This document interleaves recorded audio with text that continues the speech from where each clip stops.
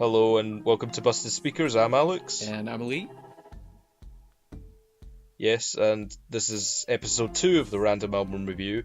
Now, this is recorded in 2 different sections because I've decided after last one, Rick Braun's Sessions Volume 1, which I hope is up by the time this is up. Well, this is episode 2, so hopefully. But we're gonna show our reaction to what we get, and then we'll have a week or so to listen to it, and then we'll come back. So we have no idea what we're getting in this one, just like you guys, because I'm going to format the video in a way that you won't know until a certain point in the video. Same as us, so you'll get the same surprise as us. Woo! Oh my god!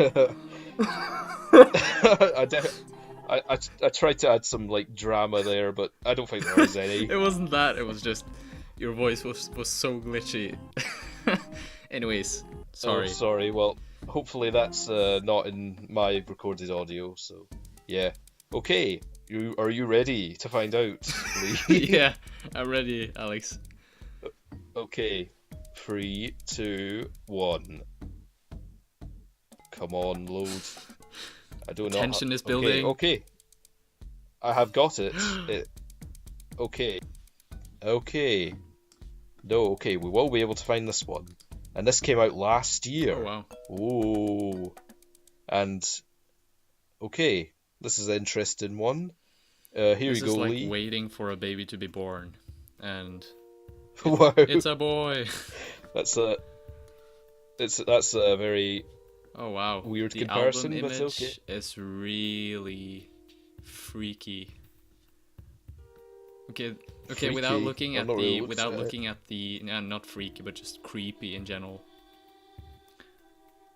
Right. Without looking at the genres, I would guess that this is a black metal album or some type of metal.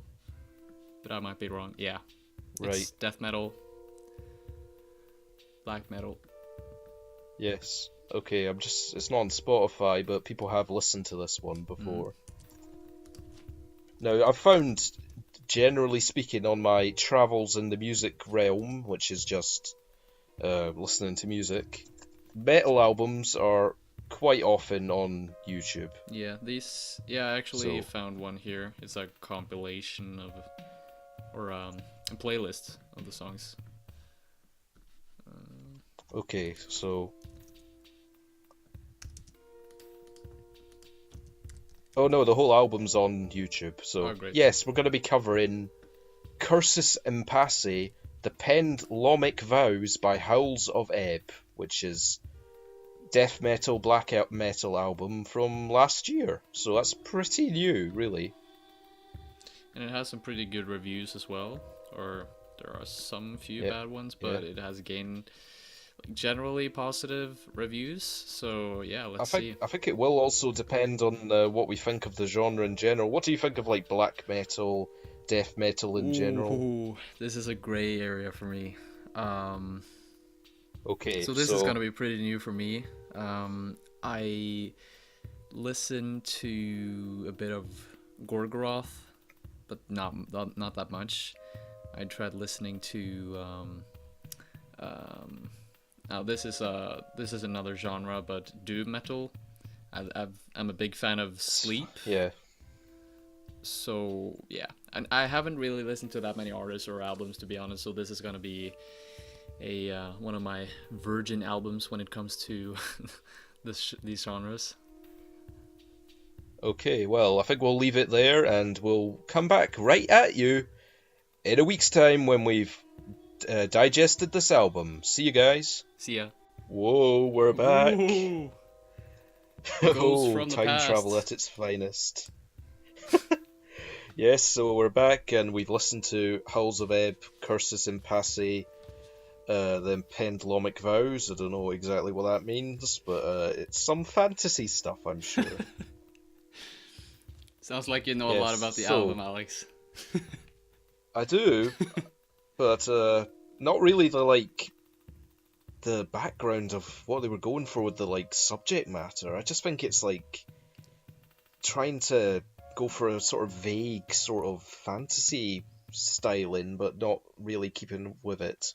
So anyway, this is completely randomly generated album that we've given time to listen to, and well, we've not really spoken about what we think of it. I'll just say, just as like a consumer guide thing, this would be extremely rough to listen to even for the most initiated in black and slash death metal, because Yeah, I man, this like experiments a lot with the genre, even if you are quite experienced with it.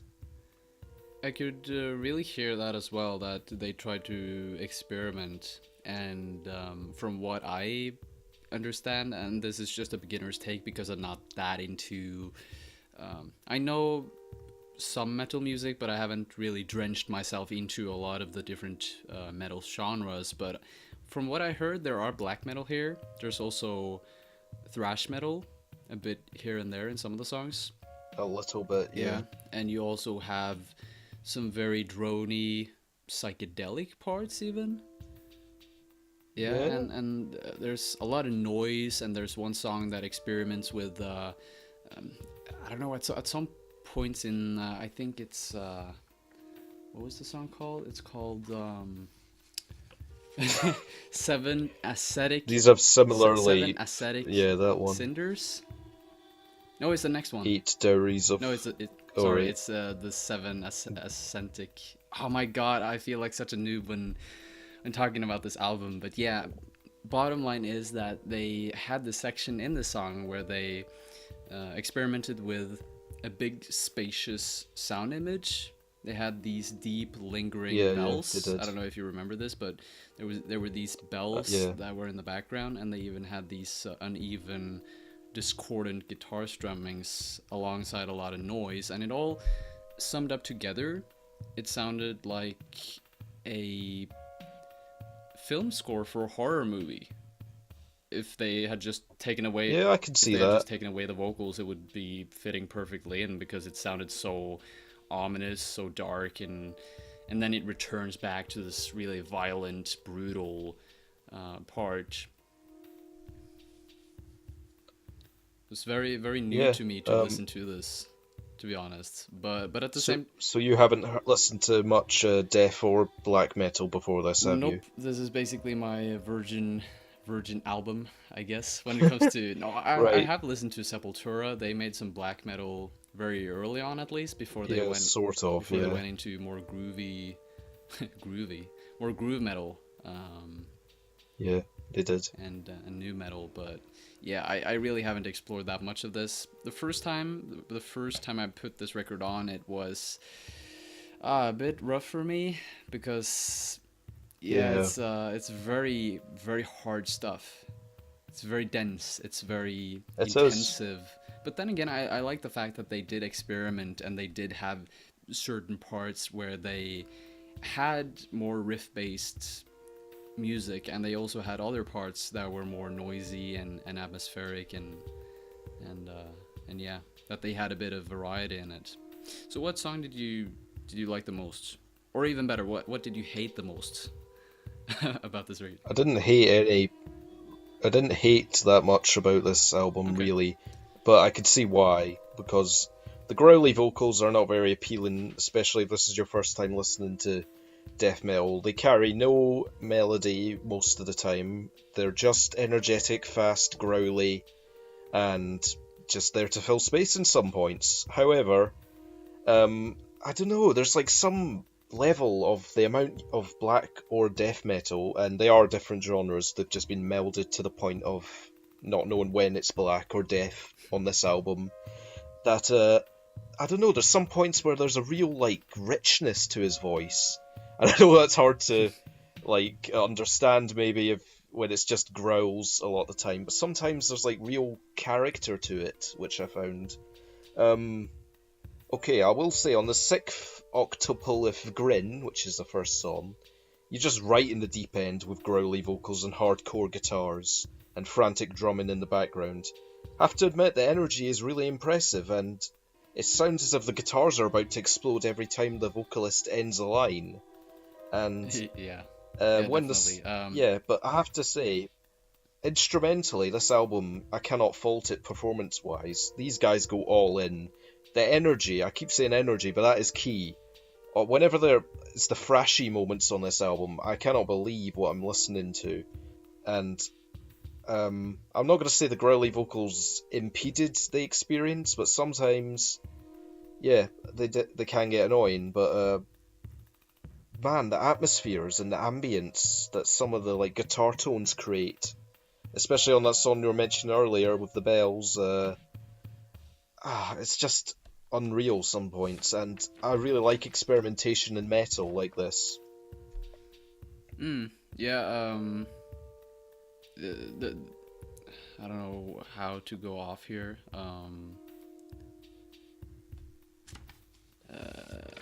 What I really feel is good about the vocals, at least on the first track, you know what? I'm just gonna leave the title because I can't even pronounce it. Octopulith Grin, yeah. So what I feel was good about the vocals and the fact that they are these solely growling. They're solely growling vocals. There are no melodic take, almost at least, to the vocals.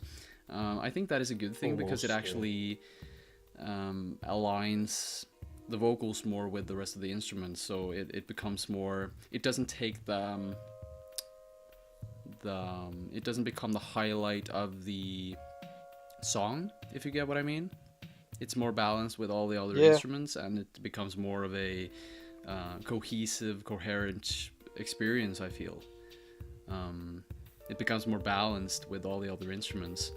And what I also liked about this first song, and as I mentioned earlier, it has this alteration between some thrash metal infusions, and there's also some really just mind-boggling distorted guitar parts. And then there are these calmer parts with a lot of space in between. So each time there's space and there's a lot of kinetic energy coming out. It's just like a blow in the face. The mood is really doomy. It's dark, and yeah, I just felt like I feel like the theme that these guys are going for with the weird titles and the weird album title as well, and just the whole experience, it's very otherworldly, and it takes you from your freaking bedroom to a completely different, distant place. Maybe hell, I don't know. Yeah, probably hell, let's be honest. But okay, well, I did write a lot for every song, so I'm gonna go through them all quickly, or sort of. Yeah, sure. Cabals of Mordor. I technically prefer this more than the first song because it showcases the guitar dynamics, which are my favourite part of the group, like, overall, and how mechanical and almost math rock they get at some points.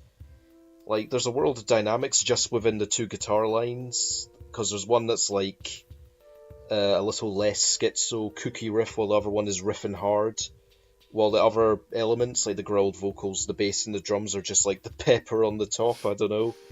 Well, though, on that, because I feel like so much of the atmosphere and the aspects that do feel otherworldly, out of your bedroom, as you were saying, come from the guitar, I'd say. I'm sure you can agree. Yeah, it's just such a nice play when it comes to how the guitar is being used here, because sometimes it's in the background, it's not taking full responsibility for leading the melody forward, if you get what I mean, and other times it's like the guitars are taking the main role of actually leading and persevering through this harsh not melodic, or how can I put it, sonic environment. Yeah. I mean, when it comes to what is it called? Cabals of Mordor? Cabals? Mordor. I'm not gonna like criticize you for not being able to say these names. They're pretty abstract. Yeah. The second song, the initial thing that really just scared the shit out of me was the vocals, because it's so loud. It's so out of the mix compared to every other instrument, at least in the start. It's like, ah! So Usually the vocals come out of nowhere yeah. with very little else to ground it to anything else. So moving on to the third song, Matmon's Fume. I'm liking the different atmospheres here. There's almost like a siren at the start, a real drone. And I feel like this is a lot more sludgy, which is another metal genre, sludge metal, where it's actually a lot more accessible than this in theory, where it is like stoner rock or something like that. Except the riffs have so much reverb and atmosphere coming off of them that it creates a really sludgy, almost a bit like grunge, except harder. And I feel like this song has that. Although it's still hard to describe truly the vibes these songs are giving off.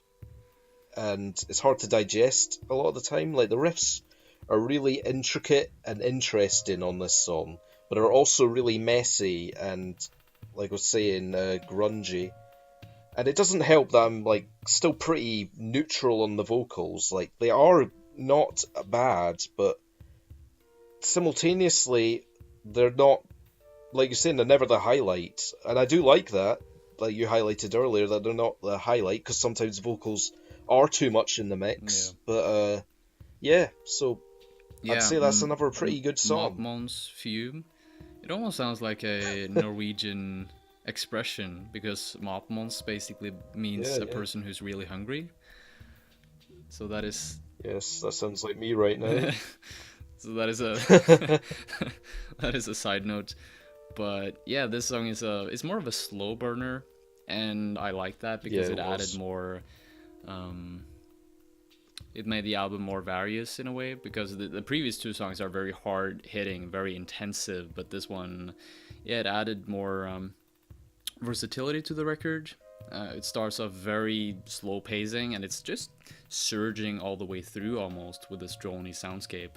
The guitars just wash through the soundscape, they ring through, and this was actually, to be honest, this was the first song that catched my attention, because it was more accessible, as you said, for people who aren't that into black metal, who aren't that into the heavy stuff. I think this is one of the songs that can relate more to those people, and it's a song that, I don't know, I would suggest anyone to listen to the album from start to finish anyways, but yeah, this was one of the tracks that I just had to, like, ooh man, what is this song? And then I took up the phone and I was like, okay, Matmon's Fume, I'm gonna remember that name. So next is 7 Acidic Cinders, 8 Dowries of Ganom. Who is that, like Ganon from Zelda? I don't know. Probably a reference to that.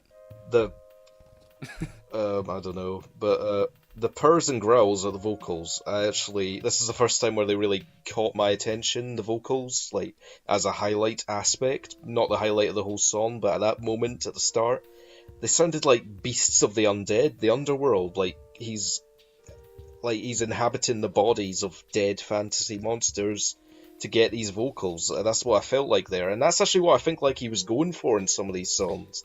Like, he wanted to sound like a beast from the underworld.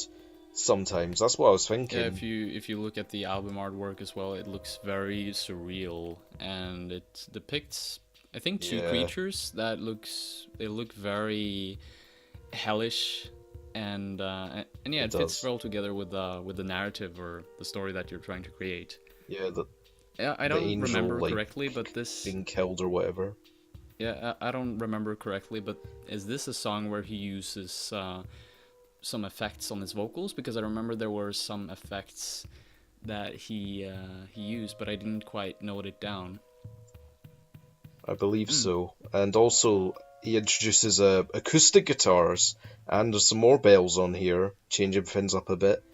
And this also slows down similarly to the song before.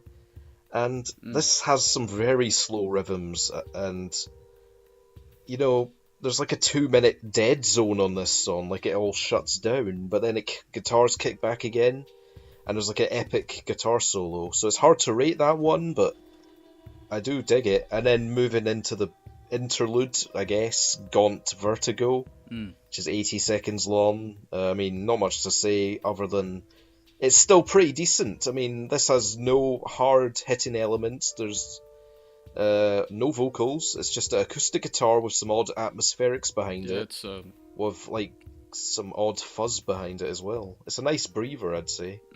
yeah, definitely. Just a short guitar snippet that works as a bridge or break between the previous and the next song. So I don't think we can rate it as a song in general because it's just like an interlude almost. But yeah, it's a nice breather. It's a nice space in between the songs. I'd actually give it 6 out of 10 because I thought it was positive to the progression of the album. But yeah, I do get that when people don't want to rate interludes because they're not really fully fleshed out songs, they're just a little idea to move the album along. But it actually reminded me of whenever Black Sabbath had what some people would call filler, but are actually breathers or interludes, like Fluff on Sabbath, Bloody Sabbath. Just quiet acoustic numbers, not much consequence, no hard-hitting riffs or vocals. They're fine, and this is fine too. So Yeah, then we're on to the Subliminal. I haven't really listened that much to Black Sabbath, so I need to catch up there. But yeah. Yeah, they'd be a much better way of getting into metal. But yeah, the Subliminal Lock, a precursor to Vengeance, technically the first title that has fully fleshed out words. I mean, it doesn't make sense really, but at least it is words in the English dictionary. In my notes here, at this point I just stopped writing. Actually, down... no, Gone Vertigo as well, to be fair. Yeah. I just stopped writing down the names here fully. I just wrote Subliminal Lock, but yeah, I guess this is one of the more. I guess you could sense some meaning in this. But yeah, anyways, this is I think the guitar during the first section is what instantly drew me into the song. It was very mechanical, very discordant in a way. In its way of unfolding. Yeah. And if you combine it with the kind of odd time signature, I don't know if you noticed that, but there's this odd time signature or a way of ending the how do we put it? Time signature was a bit confusing, at least. It was a bit off, or not off, but it was a bit different. And again, it's this experimentation that comes in that kind of that it just creates more of a versatile sound. It gives the whole song a more versatile feel to it.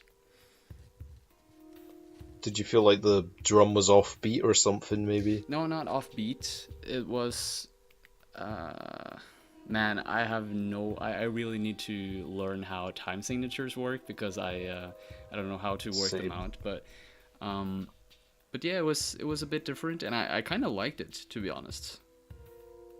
Yeah, I mean, it's the experimentation on this album that really brings it out to me, because so much of death metal and black metal are just, I would not, like, blame someone for saying most of it sounds the same, because it's the same tempo.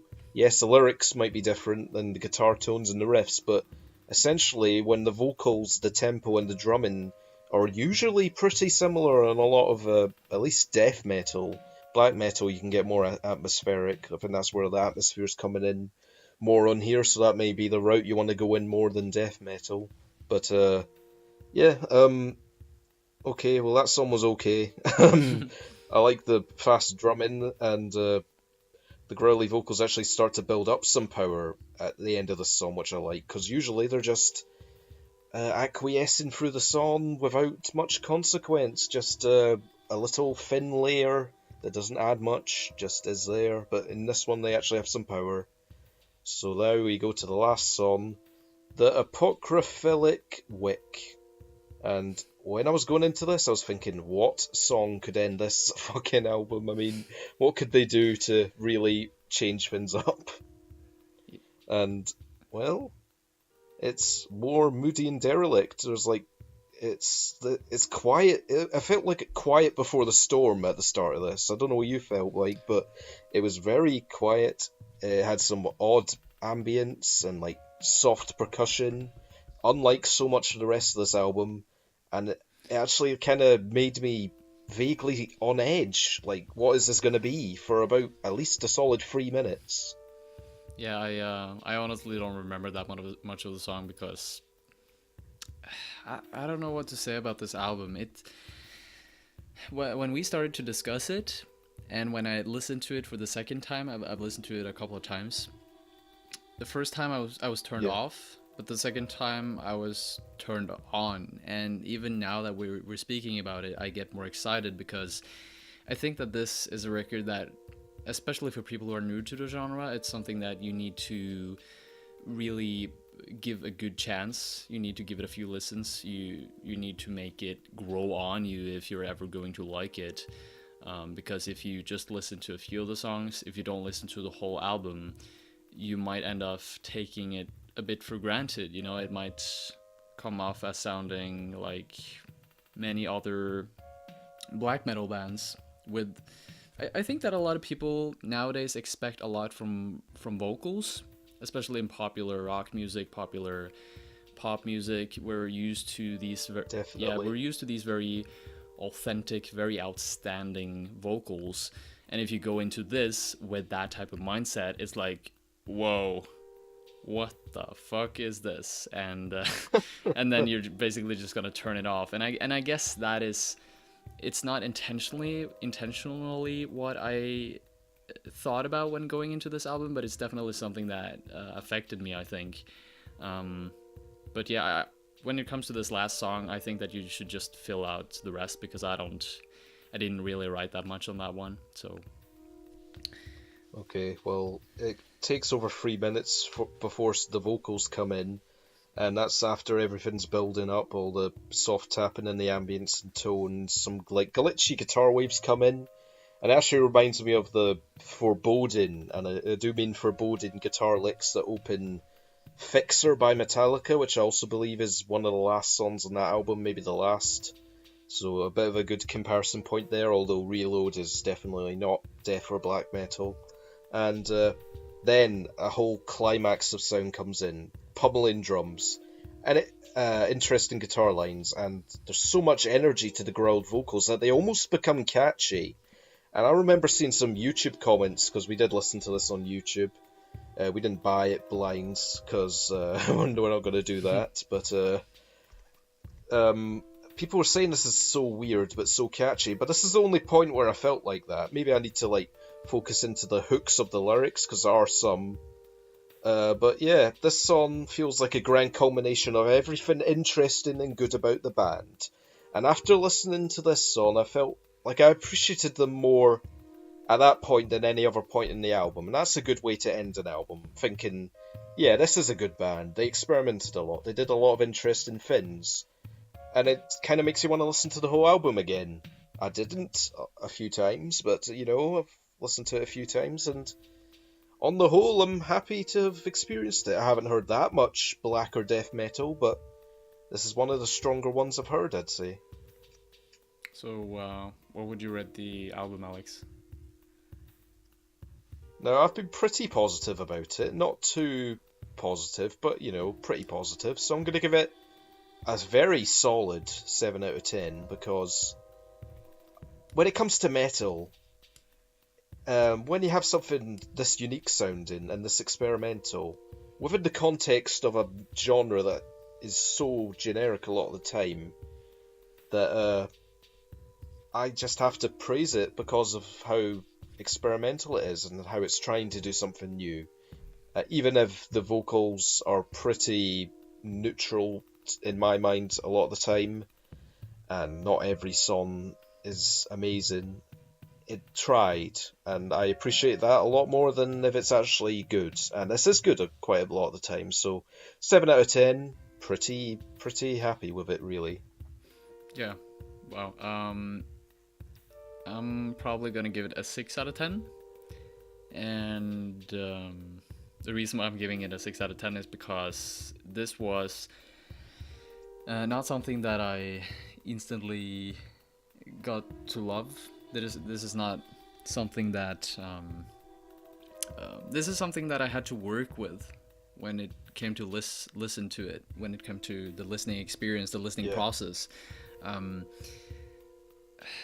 At times, I really had to push myself through this record. Other times, it was actually quite a pleasant ride. It was there were many novel sounds coming up here and there that I first discovered on my second listen. So after listening to it for the second time and after speaking about it now, I realized that, man, I should actually go back to this album more, and maybe I will give it a 7 out of 10 later on. I don't know, maybe an 8, 9. Who knows? Whoa. Whoa. Yeah, but you never know, right? Yes. That's true. If there's any album that's gonna have hidden layers of depth to it, it's probably this one. Yep. So yeah, 6 out of 10 for me, and that's about it. Pretty good still. Yeah, so thanks for listening to second installment of Random Album Reviews. And yeah, I've been Alex, that was Lee from Lee Likes Music. Check out his channel, and you can check out this album as well. I don't expect too many of people listening have heard this, because it's a random black death metal combo from last year, but if you have, tell us what you thought, if it was actually experimental at all. And subscribe and check us out on social media. Bye guys! Bye.